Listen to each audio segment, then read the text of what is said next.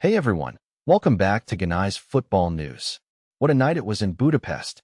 According to ESPN, Paris Saint-Germain have done it again. They're back-to-back Champions League winners after an absolutely thrilling penalty shootout against Arsenal.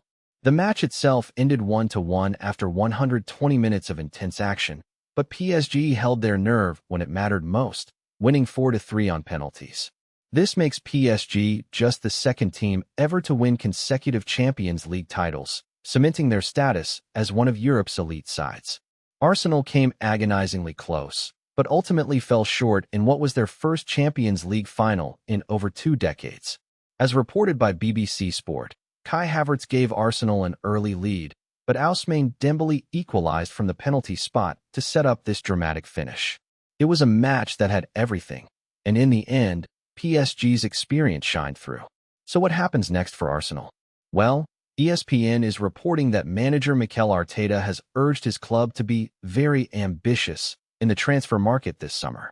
Despite the devastating loss in Budapest, Arteta spoke admiringly of PSG's quality and the level they need to reach.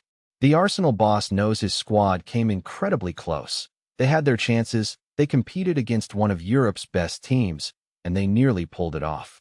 But ultimately, that margin between elite and near elite is what cost them. So expect Arsenal to come back swinging with significant investment in their squad. They've got the financial firepower, they've got a talented manager, and they've got the desire. This loss might be exactly the kick they need to push themselves to the next level. Now, shifting gears to some major managerial news. According to ESPN, Liverpool have confirmed that head coach Arne Slot is leaving the club with immediate effect. This is shocking news for the Reds, who are searching for their next leader after Jurgen Klopp's departure. Slot's exit raises serious questions about what happened and what's next for the Merseyside club. But here's the good news for Liverpool fans. There's already a strong candidate waiting in the wings.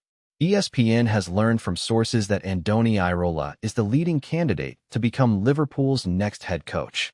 Iraola has earned a stellar reputation in recent seasons, and Liverpool clearly see him as the man who can lead them back to the top. His tactical acumen and proven track record make him an attractive option for the club. With Slot's departure, the door has opened for Iraola to take over at one of England's biggest clubs. This could be a transformational move for both the manager and Liverpool Football Club.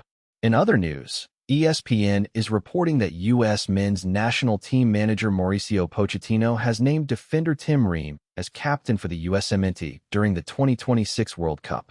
This is a major honor for Ream, who brings vast experience and leadership to the American squad. The decision to hand the armband to a defender shows Pochettino's confidence in Ream's ability to command the team from the back.